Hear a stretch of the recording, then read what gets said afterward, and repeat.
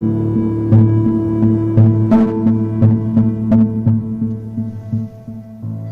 el amor no basta.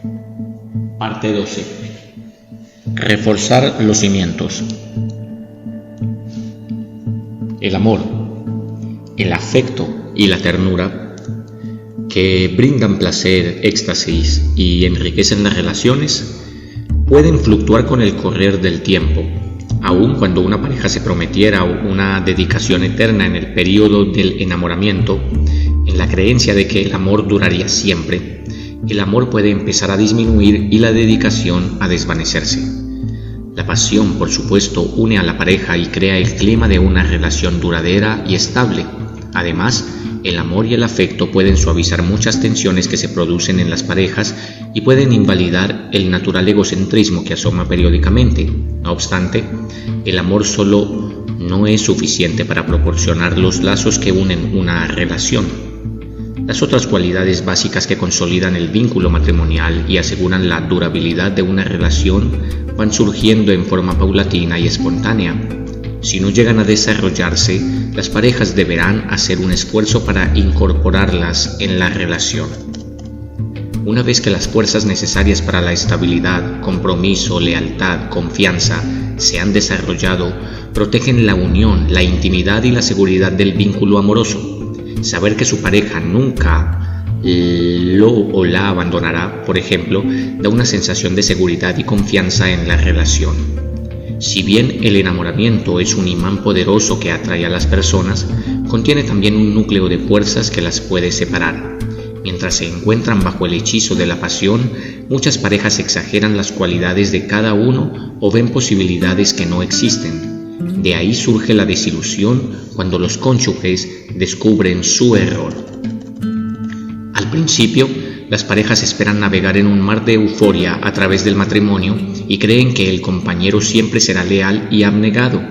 Les espera una serie de choques grandes y pequeños cuando descubren más tarde que las expectativas eran infundadas. Por ejemplo, las distintas sensibilidades, los cambios de humor y los diferentes ritmos en los encuentros amorosos pueden conducir a un ciclo de culpa y frustraciones.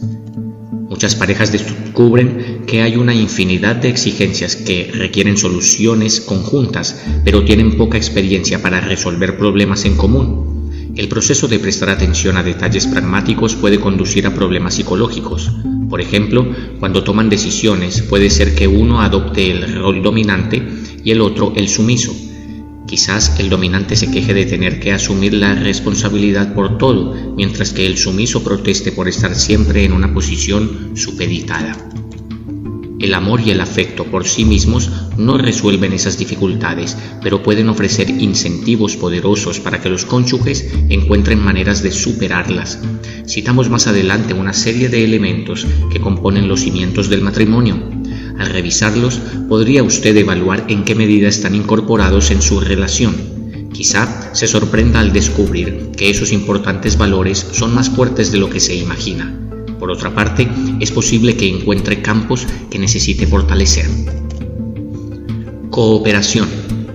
Trabajar para satisfacer los objetivos conjuntos como pareja y como familia. Actitudes básicas.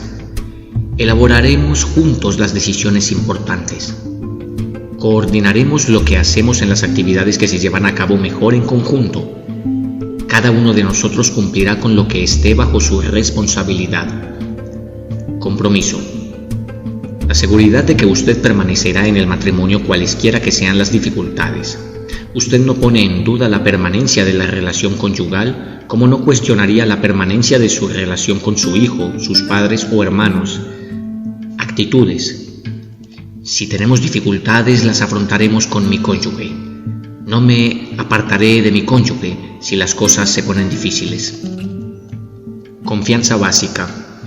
Estar seguro de que puede confiar en su compañero y de que lo encontrará a su disposición. La confianza básica consiste en las siguientes actitudes. Puedo confiar en mi esposo o esposa. Sé que defenderá mis intereses.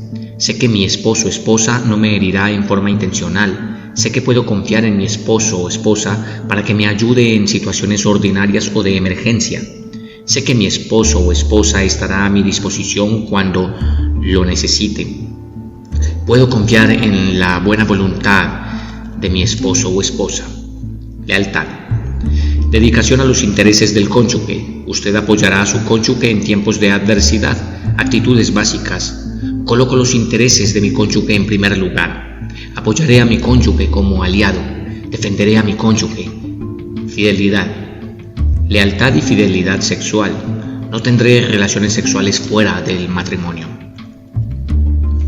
Cooperación. ¿Cómo podemos esperar una mejora en una relación en que los cónyuges están enzarzados en un conflicto, tienen imágenes negativas fijas el uno del otro y están llenos de hostilidad? Cuando un matrimonio corre el riesgo de fracasar, las parejas desavenidas requerirán los servicios de un hábil consejero matrimonial. Pero ellos, así como los que tienen problemas menos graves, pueden beneficiarse si aplican a sus problemas conyugales las ideas que pueden recoger en estos capítulos. Consideremos primero los obstáculos que se oponen a la verdadera cooperación. Dado el poder de la parcialidad, del egocentrismo y la hostilidad, ¿cómo podemos esperar un cambio fundamental? Por suerte, hemos nacido no solo con la tendencia al egocentrismo, sino también con capacidad para la cooperación y el sacrificio. Vemos una clara integración en las relaciones de padres e hijos. Con pocas y marcadas excepciones, los padres reaccionan con solicitud amorosa a las necesidades de sus niños. Además, en las primeras etapas, la mayoría de las parejas demuestran una cooperación entusiasta en la construcción de su relación. La gratificación que resulta del sentido de unidad es una gran fuerza en los asuntos humanos. Se trata de una organización compuesta por dos personas, como en el matrimonio, o de muchas, como en el equipo de un club social. La cooperación en un matrimonio maduro difiere de la que existe en un romántico enamoramiento en el que se destacan la abnegación y la fusión de intereses. En un matrimonio maduro, los intereses y las metas de los cónyuges pueden divergir, pero estos pueden negociar o dejar de lado sus intereses especiales propios, por ejemplo, para resolver problemas tales como la división de los trabajos domésticos o las diferentes actitudes en los que se requiere a la crianza de los niños en atención a su objetivo a largo plazo, una relación estable y placentera. Hay también, por supuesto, recompensas inmediatas, el espíritu de colaboración, el de complacer al cónyuge y el de solucionar problemas es de por sí satisfactorio. Muchos cónyuges se identifican con el otro, de modo que los placeres de uno son compartidos con el otro y las penas de uno son sentidas por el otro. Esas fuerzas positivas deben ponerse en acción si una pareja quiere superar las fuerzas divisivas generadas por un conflicto, un choque de perspectivas y una hostilidad acumulada. Compromiso. A medida que se calman las pasiones después del enamoramiento inicial, emerge como la principal fuerza de unión la dedicación al bienestar y a la felicidad mutuos. Esos sentimientos coinciden más o menos con los roles matrimoniales y más tarde con los roles de los padres. Los cónyuges asumen una responsabilidad mutua para bien o para mal, en la riqueza o en la pobreza, en la enfermedad y en la salud. La responsabilidad, el sello de compromiso, ofrece un patrón por el cual los cónyuges se miden a sí mismos y al compañero. Aunque algunos cónyuges piensen al principio que están comprometidos con la relación, su compromiso quizá no sea bastante sólido como para resistir las inevitables tormentas del matrimonio.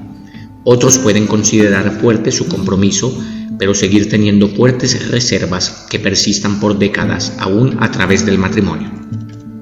Esos resistentes al compromiso total pierden algo de gran valor.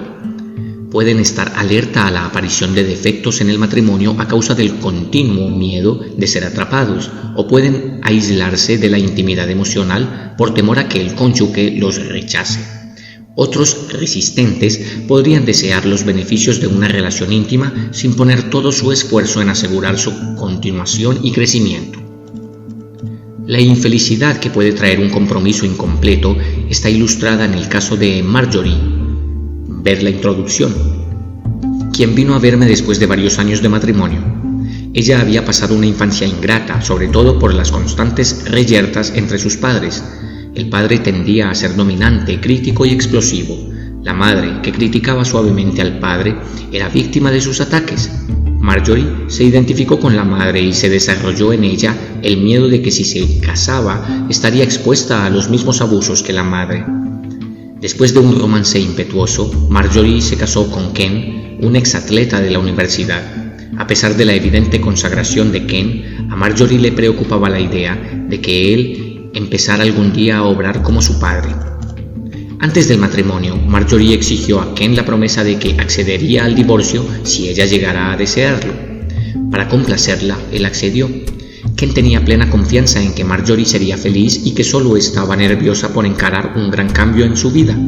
Marjorie, sin embargo, nunca se comprometió completamente con el matrimonio. Al asegurarse siempre una salida, ella nunca pudo entrar totalmente en la relación. Marjorie se refrenaba y a través de los años estuvo vigilante a la espera de los defectos de Ken.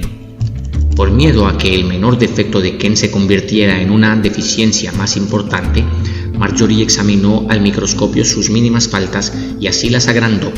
Como consecuencia, siempre estaba alerta a los defectos y los criticaba en silencio cuando los detectaba. Ken interpretó el silencio crítico de ella como falta de afecto y se lo reprochó, un acto que ella, a su vez, interpretó como una confirmación de la hostilidad básica de él. Cuando la pareja vino para ser asesorada, era visible que el problema apremiante de Marjorie era su manía de criticar. Pude discernir el miedo que yacía bajo su compromiso fluctuante y confeccioné para Marjorie una especie de hoja de balance en la que estaban registrados en doble columna los pros y los contras de no contraer un compromiso total. A favor del compromiso: estaría menos propensa a ser lastimada si mi marido se portara mal. Podría retirarme del matrimonio más fácilmente. Puedo ser más independiente. En contra del compromiso incompleto: podría probablemente criticar a Ken. Sería más probable que me amenazaran sus ofensas. Experimentaría menos intimidad y, por lo tanto, menos satisfacción. Siempre tendría los nervios de punta por miedo a que Ken me dejase. Por supuesto, para Marjorie era difícil comprobar las ventajas reales de contraer un compromiso total, puesto que ella nunca había dado ese paso. Como incentivo, sin embargo, enumeramos algunas ventajas potenciales, tales como la mayor seguridad y participación en una relación más entregada. Solo después que fueron reveladas las ventajas y desventajas de su compromiso incompleto, Marjorie se dio cuenta de cuánto perdía al refrenarse. Marjorie revisó conmigo todas las pasadas pruebas de la durabilidad de la relación, las muchas crisis que afrontaron juntos y cómo trabajaron en equipo para criar a los niños. Echando una mirada severa a los hechos y a la actuación de Ken, ella se persuadió de la solidez del matrimonio. Marjorie comprendió también que aunque Ken se enojara a veces, no compartía el carácter explosivo de su padre. Descubrió que con solo repetirse a sí misma "esa relación va a durar", se liberaba en parte de su inseguridad.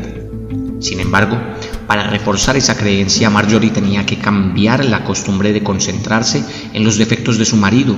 Después de todo, él era humano. Ken criticaba en ocasiones, descuidaba a veces el cumplimiento de sus promesas y a menudo dilataba sus decisiones, pero en lugar de meditar en esas faltas, Marjorie se obligó a concentrarse en cada uno de los signos que confirmaban la posibilidad de que tuvieran un matrimonio estable y feliz. Cómo Ken le expresaba su dedicación, cómo se preocupaba por el bienestar de su mujer y cómo anhelaba mejorar la relación. Solo en forma paulatina dejó Marjorie de buscarle defectos a Ken y empezó a confiar en él, pero las recompensas fueron casi inmediatas. Descubrió que se sentía más espontánea y capaz de aportar más a la relación, así como recibir más de ella, y a medida que Marjorie suavizaba su carácter, Ken se volvía más afectuoso y atento. Al analizar el profundo cambio que se producía, observé que la capacidad de Marjorie para concentrarse en los rasgos positivos de su matrimonio y no en los defectos le daba una perspectiva más equilibrada de ella misma y de su marido. Ese cambio de perspectiva neutralizó el miedo de que Ken se pareciera alguna vez a su padre. Cuando su perspectiva cambió y sus miedos disminuyeron, fue capaz de comprometerse para hacer que la relación funcionara, para elaborar el plan de permanecer en el matrimonio y no salirse de él. Se puede extraer una regla importante de este caso. Los miedos pueden impedir que la gente contraiga un compromiso, pero al refrenarse, los miedos pueden permanecer vivos. Esa regla tiene un corolario: el aventurarse y permitirse confiar en el compañero. Los cónyuges pueden al principio aumentar la sensación de vulnerabilidad, pero por último llegan a aprender que valía la pena correr el riesgo. Marjorie consideraba que su reserva era una manera de mantener a Ken a raya y protegerse a sí misma. Parte de mi asesoramiento se dedicó a encarar los miedos de correr el riesgo.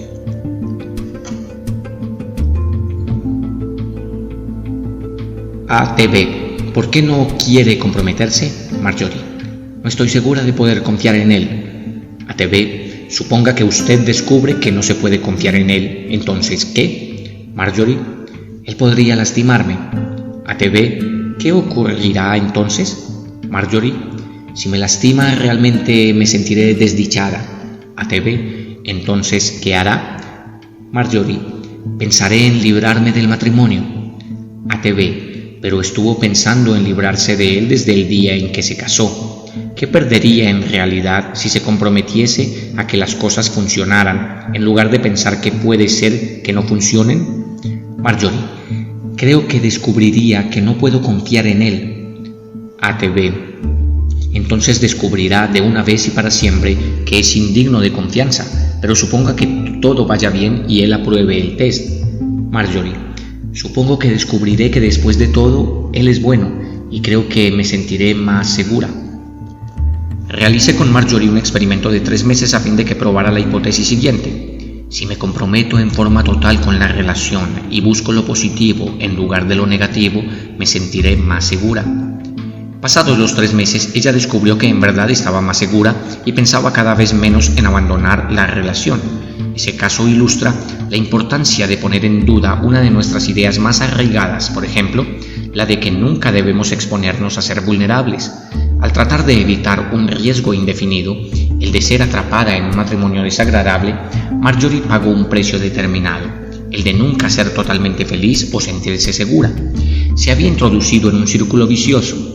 Para protegerse buscando siempre una ruta de escape, había creado una relación inestable. La incertidumbre la llevó a una mayor inseguridad y aumentó su necesidad de autoprotección. El costo de la eterna vigilancia era la constante inseguridad. De un modo similar, Marjorie era reacia a tomar un compromiso firme con su trabajo o sus amigos, por temor a sentirse lastimada por un rechazo. Su sentido de vulnerabilidad y la necesidad de protegerse contra los riesgos se expresaba en su insistencia en mantener una gran reserva en su cuenta bancaria, aun cuando el dinero le hubiera proporcionado una renta mejor si lo hubiera invertido de otra manera, y en gastar grandes sumas en seguros de incapacidad. En cierto sentido, el régimen conyugal de Marjorie ilustra el valor que puede tener una sustancial inversión en el matrimonio, más que el mantenimiento de una gran reserva emocional. Compromiso con la fidelidad. Una persona a menudo no desea contraer un compromiso total con una cosa porque eso le lleva a renunciar a otra. Algunos, por ejemplo, disfrutan del matrimonio, pero no quieren hacer ningún sacrificio por él. Desean tener lo mejor de ambos mundos, por ejemplo, la seguridad y el amor constante que ofrece el matrimonio, pero también la libertad y la falta de responsabilidad que tiene la soltería. Terry y Ruth, para quienes al parecer todo andaba bien, vinieron a verme porque Ruth sospechaba que Terry le era infiel. Un profesional muy ocupado, era analista de sistemas para fábricas en proceso de automatización. Terry viajaba con frecuencia y Ruth se atormentaba por miedo a que su esposo viera a otras mujeres durante esos viajes. Cuando entrevisté a Terry solo, descubrí que, en efecto, él había tenido algunas relaciones íntimas con otras mujeres mientras estaba fuera de su casa, como lo explicó. Quiero tener mi torta y comerla también. Era muy indulgente consigo mismo y no comprendía por qué habría de privarse de cualquier satisfacción, aun cuando esa falta de restricción lastimara a su mujer y dañara la relación. Como lo había hecho con Marjorie, usé la técnica de la doble columna con los pro y los contra con Terry. Al principio, él declaró enérgicamente que quería mantener su relación con su mujer más que cualquier otra cosa en el mundo, pero cuando pesó las ventajas y los peligros potenciales de querer hacer las cosas a su manera, sintió que lo despojaban de algo a lo que tenía derecho. Le señalé que para asegurar una relación duradera, uno debe limitar las satisfacciones a las cosas que son compatibles con el matrimonio y renunciar a las que amenazan la relación. En esos casos, el cónyuge no comprometido debe considerar seriamente qué pierde él o ella al no hacer sacrificios.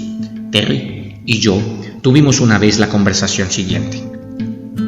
ATB, usted parece perseguir el sueño de coger lo que esté a su alcance para poder tenerlo todo. Terry, ¿es cierto? ¿Qué hay de malo en eso? ATB, pero ¿tiene usted realmente todo? Presiento que Ruth está a punto de abandonarlo. Terry, no creo que lo haga. ATB, pero supongamos que lo haga. ¿Qué tendrá usted entonces? Terry, creo que tendré que conseguirme otra mujer. ATB, ¿es eso lo que usted quiere realmente? Terry, no. ATB, en orden de importancia, ¿qué significa más para usted, sus correrías o su matrimonio? Terry, mi matrimonio, desde luego. ATB, si tuviera que elegir, ¿con qué se quedaría? Terry, ya se lo dije. ATB, entonces, ¿qué perderá si deja de correr por ahí? Terry, no me divertiré tanto en mis viajes. ATB, ¿y qué ganará? Terry, supongo que mi mujer dejará de acosarme. Era esencial señalarle a Terry algo que era obvio. Tendría que renunciar a algo para preservar su matrimonio, pero perdería mucho más si continuaba con su intento de conseguir todo lo que quería. Terry nunca se había enfrentado con el hecho de que tenía que elegir. Por cierto, casi siempre en la vida, él pudo conseguir todo lo que quería y pudo hacerlo impunemente. Por primera vez, se enfrentaba con el hecho de que la actitud de tenerlo todo frente a la vida ya no era sostenible. Después de muchas consideraciones, Terry llegó a comprender que, a pesar del atractivo de otros placeres, la vitalidad de su relación estaba por encima de todo. Naturalmente, la eliminación de un solo problema no alienta por sí misma un compromiso. Un verdadero compromiso requiere algo más. El cónyuge debe quedar sumergido en el matrimonio y aprender por experiencia la satisfacción de vivir más como una unidad, una pareja, y menos como dos personas que comparten una misma casa.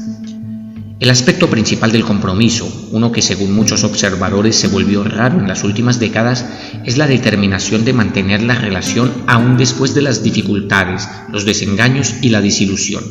Es una verdad archisabida que muchos matrimonios podrían haberse salvado o haber mejorado si las parejas hubieran invertido sus energías en resolver los problemas en lugar de escaparse de ellos. Los capítulos siguientes dan algunas pautas para hallar esas soluciones. Confianza básica. Aunque estén entregados al matrimonio, los cónyuges pueden no desarrollar un sólido sentido de confianza.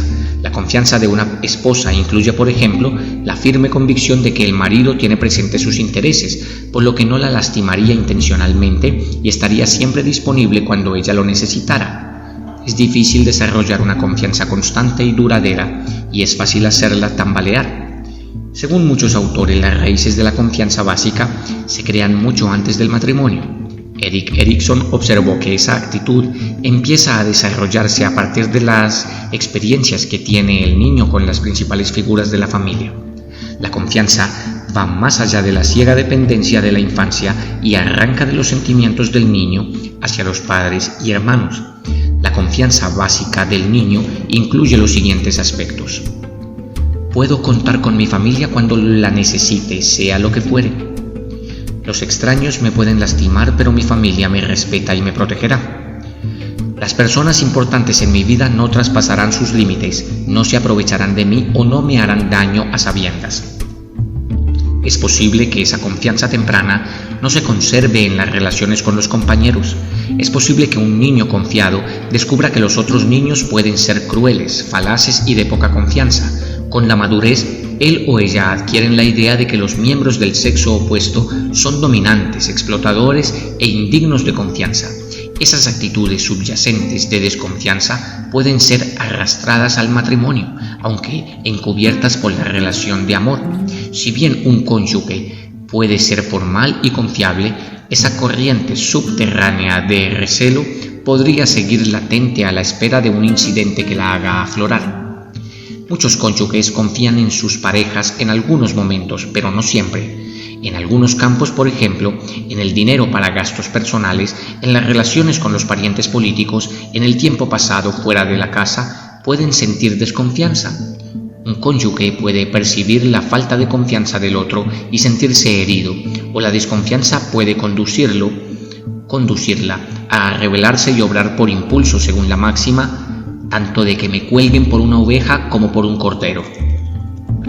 Los cónyuges pueden llegar a comprender mejor la desconfianza si reconocen que en los dominios que más afectan a su relación tienden a pensar en valores absolutos, de modo que si la esposa miente en una oportunidad, es posible que el marido piense: nunca puedo tenerle confianza. Si el marido rompe una promesa, la mujer puede concluir: él es informal. Es mejor, por supuesto, que los cónyuges consideren los rasgos tales como veracidad y formalidad como un continuo y no como un valor absoluto, como puntos de una escala más que como una categoría fija. De esta manera, una esposa ofendida puede enmarcar la mentirilla de su esposo como una señal de que él es imperfecto, no un hombre sincero del todo, pero tampoco un mentiroso crónico, y un marido con afición por las estadísticas podría catalogar a su mujer como digna de confianza en un 75% y no constantemente informal. Como suele ocurrir, nadie puede ser completamente sincero siempre, por una razón, y es que no hay una verdad absoluta. Una situación tiene tantas facetas que por fuerza uno debe seleccionar algunas y excluir otras al dar una respuesta sincera a una pregunta. Al intentar una apreciación sincera de nuestras motivaciones, tenemos que reconocer que están a menudo mezcladas y es imposible separarlas con total objetividad. Además, nuestros sentimientos y actitudes pueden cambiar de un momento a otro, y algo que creemos firmemente cuando estamos enojados puede no ser válido unos minutos después, cuando nos hemos calmado. Hipótesis de la buena voluntad. Aún en los matrimonios en que ambos cónyuges tienen buenas intenciones, en que desean ser atentos y amables, las comunicaciones equivocadas y las lecturas erróneas de los signos pueden hacer que esas intenciones queden descartadas y que un cónyuge infiera que el otro tiene motivos ocultos, y una vez que el marido, por ejemplo, supone que su mujer está motivada solo por un intolerante egoísmo, sus observaciones estarán empañadas por esa hipótesis. Supongamos que una esposa ofendida sea capaz de decirse: aun cuando las acciones de mi marido estén equivocadas y me hayan lastimado, yo supongo que él tiene buenas intenciones y que no quiere herirme. Ese reconocimiento por sí mismo puede ayudarle a considerar las acciones del marido desde una perspectiva diferente, y al comparar esa perspectiva con sus juicios negativos sobre el esposo, la mujer podrá llegar a explicarse en forma más benévola la aparente maldad de él. Naturalmente, la hipótesis de buenas intenciones no puede darse por sentada, y no todas las intenciones son buenas. En realidad, una esposa puede aducir ejemplos válidos de los actos egoístas u hostiles de su marido, pero al revisar toda la conducta pasada de él, tanto lo bueno, preocupación y altruismo, como lo malo, indiferencia y egoísmo, puede obtener un panorama más equilibrado. Si la pareja está atrapada en un ciclo de ataques y contraataques, de lucha por el dominio, entonces debe tratarse primero la hostilidad. Al principio pueden ser útiles estrategias como las bosquejadas en el capítulo 17. Una vez que haya disminuido algo de la hostilidad, los cónyuges pueden ponerse de acuerdo, aunque sea en un supuesto, el de que sí tienen una buena voluntad básica uno con respecto al otro, y que se llevarán mucho mejor si se atribuyen mutuamente buena voluntad. Esa hipótesis de trabajo ayudará a neutralizar la hostilidad que proviene de atribuirse uno al otro una intención maliciosa, lo que ocurre tan a menudo en matrimonios desavenidos. El beneficio de la duda. Cada cónyuge en un matrimonio llega a conocer la personal sensibilidad del otro y reconocer que respetándola se evitan trastornos innecesarios. Sin embargo, ¿qué pasa si su cónyuge obra en forma sospechosa? Supongamos que, fuera de costumbre, la esposa llega a casa mucho más tarde de lo que dijo a su marido. La explicación que le da al llegar, que tuvo que detenerse en un banco para cambiar un cheque, le parece extraña. La explicación podría ser cierta, pero para el marido es poco convincente. Él sospecha que ella se entretuvo en visitar a la madre, lo que era un punto de conflicto en el pasado. El esposo tiene dos opciones: puede darse el beneficio de la duda o puede confrontarla con sus sospechas. ¿Qué debería hacer? En general, haría mejor en aceptar la explicación de su mujer y olvidar el asunto. Si su explicación es cierta, dudar de ella solo reduciría el acopio de buena voluntad entre ellos y la haría sentir injustamente acusada. Si la verdad es que ella se detuvo para ver a su madre, mejor sería dejar que guarde su secreto, pues es muy probable que ella diga una mentira piadosa para evitar una confrontación potencialmente destructiva. De modo que él debería aceptar la explicación aún a riesgo de que ella se salga con la suya. La expectativa de una total sinceridad es contraproducente en un matrimonio entre dos seres humanos falibles, acosados por la sensibilidad, el orgullo y la costumbre de estar a la defensiva. La gente tiene a menudo móviles diversos que motivan sus actos, algunos más benignos que otros, pero las motivaciones de los cónyuges suelen ser más inocuas de lo que parecen ser, y al aceptar la explicación más benévola para la tardanza de su mujer, es probable que el marido sienta más afecto por ella. El beneficio de la duda se aplica a una gran variedad de casos en los que es posible que él o ella sean o no culpables. Un marido puede haber olvidado llevar un recado porque estaba preocupado con un problema del trabajo y no porque no le importara. La esposa podría haber invitado a algunos amigos nuevos a la casa sin consultarlo primero, intuyendo que le gustarían y no por irreflexión. Dicho todo esto, debo reconocer que en los matrimonios ideales, los cónyuges se sentirían libres para expresar todas sus dudas y aún cuestionar los móviles del otro. Sin embargo, es difícil alcanzar ese ideal y no se debería usar para devaluar una relación que, por lo demás, es gratificante. Lealtad y fidelidad. La lealtad y la fidelidad difieren del compromiso en que un cónyuge puede estar dedicado a mantener el matrimonio, poniendo una buena dosis de entusiasmo y recursos al servicio de la pareja y, sin embargo, ser desleal. En ese sentido, la lealtad implica poner los intereses del compañero por encima de los intereses de los demás. Por ejemplo, cuando a un esposo se lo critica, espera que su mujer lo defienda. De un modo similar, la lealtad supone no tomar partido con los otros contra el cónyuge. A veces, los deseos de lealtad de un cónyuge pueden llegar a ser extremos. No obstante, es importante para un esposo reconocer la definición de lealtad del otro y tomar eso en cuenta. Una mujer, por ejemplo, estaba muy disgustada por sus relaciones con la hermana del marido. Había hecho algunos arreglos con esta para conseguir servicio doméstico, pero un malentendido las llevó a pelear.